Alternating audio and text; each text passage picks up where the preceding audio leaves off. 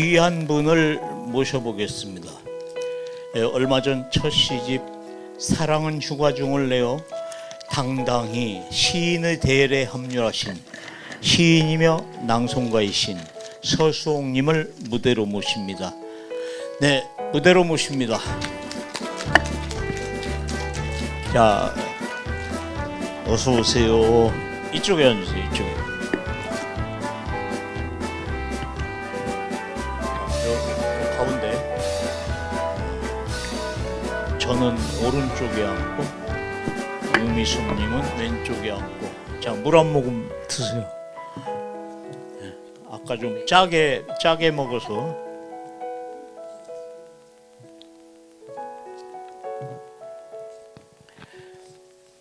그동안 바쁘셨죠? 서수옥님을 저는 한 2달 만에 만나는 것 같아요. 지난 10월의 마지막 밤 공혜경 낭송가의 2번째 시집 출판 기념회 때 만나고 2달 만에 오늘 만나게 됐습니다. 두 분 잘 알죠?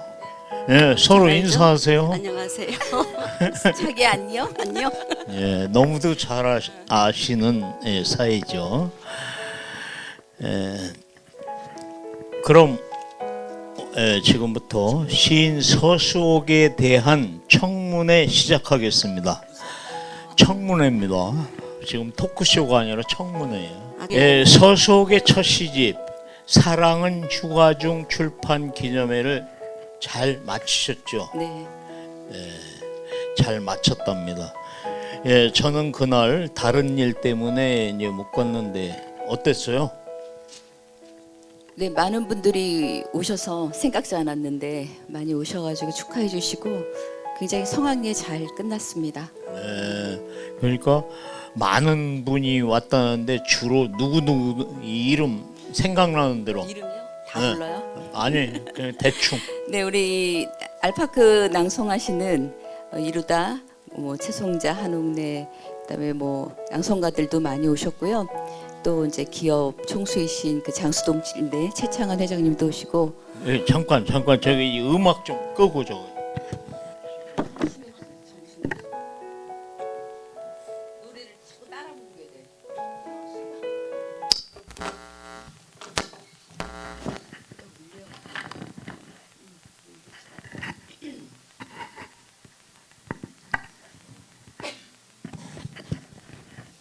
자, 이루다. 최송자, 한옥래. 최송자, 한옥래. 네, 그리고 유미 선생님 안 오셨고요. 아, 유미숙님은 전주에서 못 가죠. 제가 아주 공연으로 죄송합니다. 그리고 또 김태근, 그다음에 이제 뭐, 경남 산청에서 네. 서울까지. 네. 또 그리고 이제 우리 회원들 그리고 우리 회원들, 그리고 낭송하시는 분들 색시랑 회원들. 네. 네. 그리고 이제 뭐 포천에서 우리 박기옥 선생님, 김나경 선생님, 신순자 선생님 오셨고요. 네. 지금 말씀 안 하셔도 저는 사진으로 다 확인했습니다. 지금 이제 유미숙님 질문해 주세요.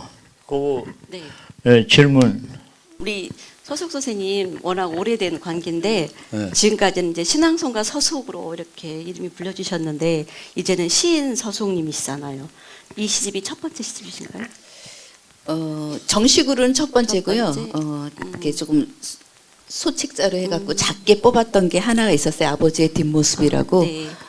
그래서 그걸 좀 보강해갖고 새로 낸 그러면 책이죠. 이제 소개할 때 시인 서수옥이란 말을 들었을 때의 기분은 웃기죠. 낯설고 제시가 이게 누가 읽어줬을 때 굉장히 낯설더라고요. 그래서 아직은 어색하고 누가 시인이란 읽어줬을 말보다는 때 들으시면서 아, 잘 썼구나 아니면 좀 부끄러워서 고개를 못 들겠더라고요. 저도 그런 경험이 있습니다. 네. 뭐 어떻게 해서 고개를 못 들어요? 부끄러워서. 부끄러워서. 그런데 뭐 충분히 제가 지금 읽은 8글짜리 그 시 충분히 그 시적 가치가 있습니다. 장치도 있고 그래서 시인으로 불러도 손색이 없을 것 같습니다. 앞으로는 시인 서수옥님으로 불러드리도록 하겠습니다. 저는 참 놀랍다고 생각해요. 맨날 그 뭐 신앙송 공부 가르친다고 강의해야죠. 또 여기저기 뭐 공연해달라고 하면 또 공연해야죠. 그렇게 바쁜 분이 언제 그렇게 많은 시를 쓰셨어요? 제가 이제 어릴 때부터 막연하게 60이 되면 그때쯤에는 시집 한 권을 내도 되지 않을까 그런 생각을 했는데 올해 또 이제 공교롭게 환갑을 했어요. 그래서 60이 되면서 시집을 한번 내보자 하면서 정리를 하다 보니까 한 200여 편이 나오더라고요.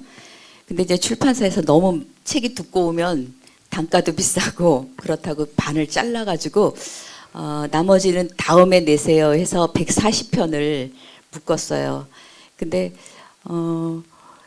시 공부를 따로 정식으로 한 건 아닌데 단기 과정으로 시집 내는 과정을 한번 들은 적이 있어요. 그래서 8주 과정을 듣고 시집 한 권을 만들자. 그래서 이제 그때 한 70편을 쓴 것 같아요. 8주 동안에. 그러면서 이제 그걸 다듬고 해서 140편이라는 시가 만들어졌어요. 근데 시집 보시면 아직 이렇게 습작하는 시도 있고 조금 다듬어진 것도 있고 그래요. 그래서 부끄럽지만 잘 쓰는 사람은 잘 쓰는 시인들이고 서숙은 이렇게라도 쓴다. 그러니까 용기들을 내시고 이 서숙도 쓰는데 뭐 나는 못 쓰겠어? 그런 마음으로 하시라고 용기 있게 이번에 시집을 냈습니다. 예, 그렇게 냈군요. 저는 이제 그 시인 등단한 게 1983년도에 등단을 했거든요. 그러고 나서 이제 그때는 뭐 잘 나가는 뭐 시를 썼으니까 이제 80년대 시집 한 권 딱 내고 그 뒤로 이제 시집을 못 냈어요. 안 냈어요. 왜냐면 기자로 살아가는 게 그렇게 녹록하지는 않더라고요. 그래서 결국에 내가 이렇게 게으르게 시를 쓴다고 한다면은 접어버리자. 1999년 12월 31일 날 나는 이제부터 시인이 아닙니다. 그 대신 남이 쓴 시를 갖다가 즐기면서 신앙송 보급에 좀 힘을 보태겠습니다라는 제 나름대로 각오를 하고 오늘 이 자리까지 온 거예요. 그래서 남들이 그래요. 김웅식 선생님 그 시집 냈다고 하는데 나 한 번도 못 봤습니다. 그것 좀 어떻게 좀 한 권 얻을 수 있을까요? 글쎄요. 저도 지금 막 낙서한 거 그거 한 권 너덜너덜한 거 한 권 있고 이미 다 어디 숨었는지 찾을 수가 없습니다. 그래서 나중에 이제 복각하면은 그분들에게 이제 좀 나눠줄까. 저는 책 내는 데는 아주 소질 있어요. 오늘 그 표준 발음 그 책도 금방 막 몇 시간 만에 그냥 만들어 버린 건데 그래서 이제 여기 몇 분들 또 이게 요청을 하더라고요. 그 시집을 좀 달라고. 그래 나중에 내가 다시 찍으면은 드리겠습니다. 이렇게 얘기를 했죠. 그래서 지금은 1년에 한 7, 8편 쓸까? 그 정도밖에 못 씁니다. 자, 유미숙님 질문 하나 또 하세요. 질문요. 질문 드리기 전에 대표님 그 시집 제목이 혹시 기억나세요? 여름바다 아니 내 시집 네네. 제목 좀 여름바다 알고 그 있어요. 후. 여름바다 그 후. 예, 알겠습니다. 제가 궁금한 건 지금 이제 시집을 이렇게 받았는데 제목이 사랑은 휴가 중이에요. 근데 항상 시를 보면 그 첫 제목이 굉장히 이미지가 강한데 혹시 이 사랑은 휴가 중이라고 하는 제목을 이렇게 정하신 특별한 이유랄지 아니면 어떤 사연이 있지 않을까? 사랑은 휴가 중. 예, 그렇죠. 사연이 있게 느껴집니다. 저는. 이게 이제 사람들이 그러더라고요. 사랑은 휴가 중이라니까 언제 다시 시작할 거냐고 묻는데 이게 이제 코로나로 인해서 모든 게 단절이 됐잖아요. 모든 게 멈춰버리고 그래서 사람들하고 이 만나는 관계도 다 꺼리면서 못 만나니까 사랑도 끝나게 되는 것 같아요. 그래서 나는 그 휴가 중 해서 재미있게 노는 걸로 이렇게 판단을 그래요? 했어요. 사랑은 그게 휴가라고? 사랑이 그냥 없어진다 이게 아니라 더 그냥 아직은 안 재미있게 없어졌어요. 휴가 가가지고 아직은 안 재밌게 없어졌고 논다. 지금 방학 중이에요, 사랑이. 그래서 휴가를 갔다가 이제 슬슬 다시 시작하려고 하고 있습니다. 저는 그렇게 생각했어요. 아, 이 사랑하는 분하고 잠시 이렇게 좀 싸움이 있었나. 그것도 쉬고 있죠. 아, 네. 근데 그걸 이 방송 중에서 말할 수는 없고. 근데 그러니까 나중에 아무리 따로. 좋아하는 사람이고 사랑하는 사람이라도 이 코로나 앞에서는 서로 조심하게 되는 것 같아요. 괜히 뭐 바이러스도 아닌데 그래서 뭐 이렇게 조금 미루잖아요, 자꾸. 그러다 보니까 안 만나게 되고 또 연락이 끊어지게 되고 그러다 보니까 괜히 약도 오르고 그러면서 사랑은 휴가 중 잠시 보류 해놓고 집에서 쉬는 거요? 어디? 자, 그 사랑은 휴가 중 해가지고 시를 쓸 때는 저는 그렇게 생각해요. 다양한 의미로 해석할 수 있도록 좀 명확한 언어가 아니라 각각의 사람들이 느끼는 게 다 달라야지 시라고 저는 생각해요. 저는 그렇게 이제 열심히 즐겁게 논다 이게 휴가라고 생각했고 저기 유미숙 님도 그렇게 생각하잖아요.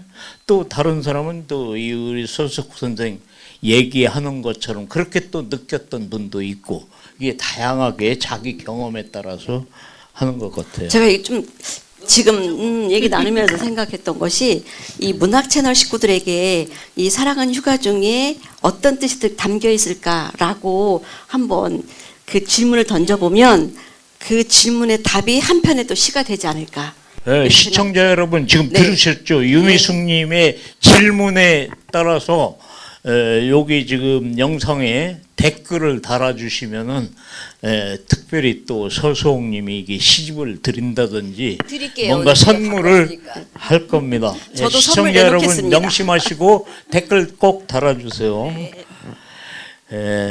저도 궁금한 거 질문 하나 할게요. 시집에 보면은 청춘문세, 배우 윤석화, 그 여자 박정자란 시가 있어요. 그분들과 어떤 인연이 있었기에 시로 그렇게 썼는지 좀 궁금합니다. 청춘문세는 이제 이문세 씨인데요.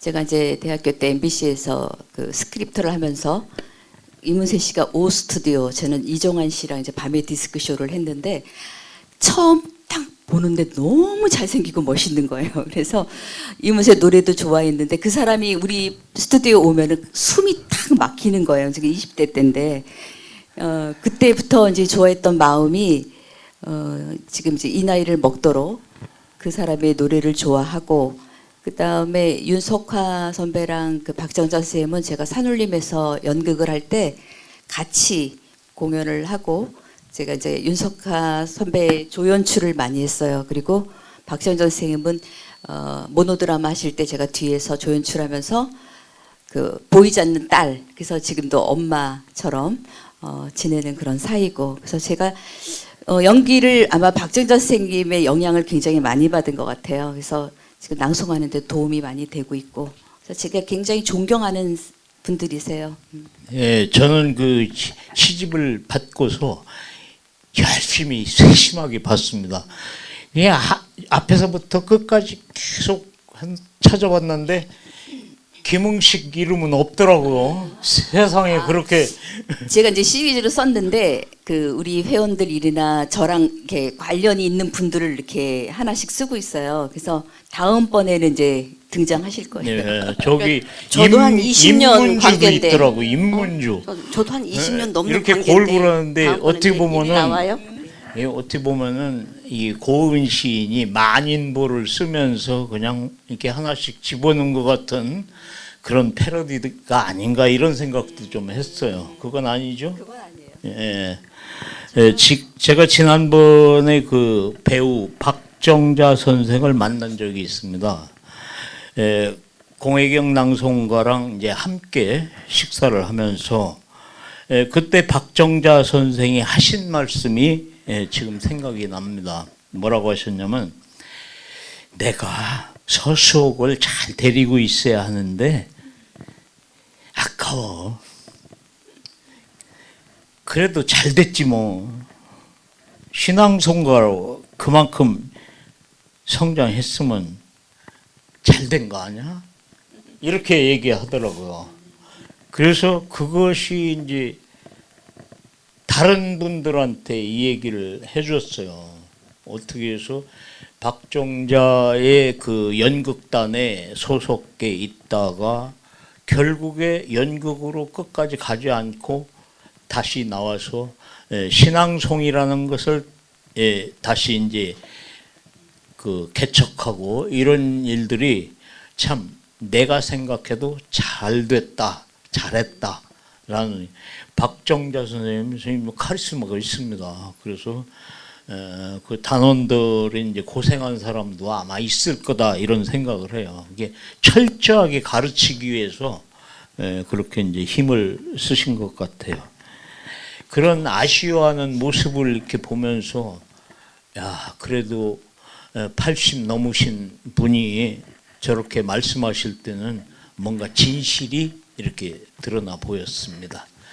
자, 유미숙님 제 질문 하나. 시집을 좀 이렇게 훑어보면서 저도 조금 전에 낭송한 시에 엄마에 대한 그리움을 지금도 가지고 있는데 이 시의 목차에서도 그러고 보면은 엄마에 대한 이야기 참 많아요. 그래서 선생님의 엄마에 대한 느낌 또 그리움은 어떤 것인지가 좀 궁금하거든요. 그래서 우리 엄마는 어릴 때는 굉장히 무서웠어요. 근데 마지막에 이제 치매가 오셨는데 굉장히 예쁜 치매가 왔어요. 그래서 완전 소녀가 돼서 평상시 하지 못했던 사랑의 그 말을 너무 자주 하시고 코로나 때 이제 요양원에 계셨는데 가면 노래를 5곡을 기본으로 불러줘요. 근데 이제 유리문 안에서 들어가지를 못하니까 유리문 밖에서 맨날 보고 울고 오고 그랬는데 이제 엄마가 잘 부르던 게 봄날은 간다예요. 그래서 제가 하나 읽어드리고 싶은데 그런 엄마 근데 마지막 모습이 너무 예뻤기 때문에 근데 이제 아버지가 먼저 돌아가시고 엄마가 그 다음에 돌아가셨는데 아버지 때는 너무 갑자기 돌아가시니까 많이 울었어요. 근데 엄마는 요양원 갈 때마다 너무 울고 와갖고 아직도 그냥 살아계신다는 생각이 들어요. 그래서 그리고 이제 아버지 곁으로 보낸다라는 마음에 좀 안심이 되니까 덜 그런데 항상 이렇게 마음속에 좀 더 잘해줄 걸, 좀 더 가까이 지낼 걸, 왜 바쁘다고 안 갔을까 그런 생각도 들고, 그러니까 미련이 굉장히 많고 하고 싶은 말도 많고 그래요. 그래서 돌아가시고 나니까 이렇게 사소하게 지나갔던 일들이 더 많이 가슴에 남아서 시를 많이 쓰게 된 것 같아요. 시집에 보면은 제가 남자라서 그런가 아버지에 관한 시도 많더라고요. 그 아버지에 대한 어떤 특별한 추억이 있었나요?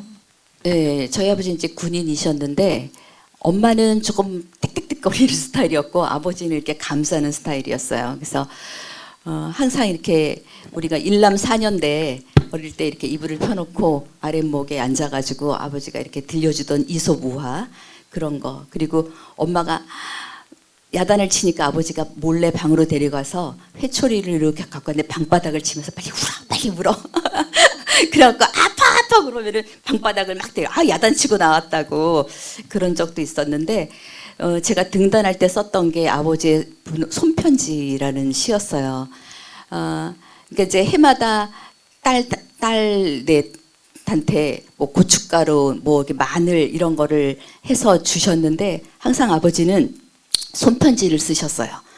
그래서 그때 받을 때는 몰랐는데 한 몇 년 있다가 고춧가루를 이렇게 냉장고에서 꺼냈는데 거기에 2010년 셋째 딸 고춧가루 5근 해서 이렇게 붙여놓은 게 있는 거예요. 근데 봉지를 여니까 고춧가루가 하얗게 변해 있더라고요.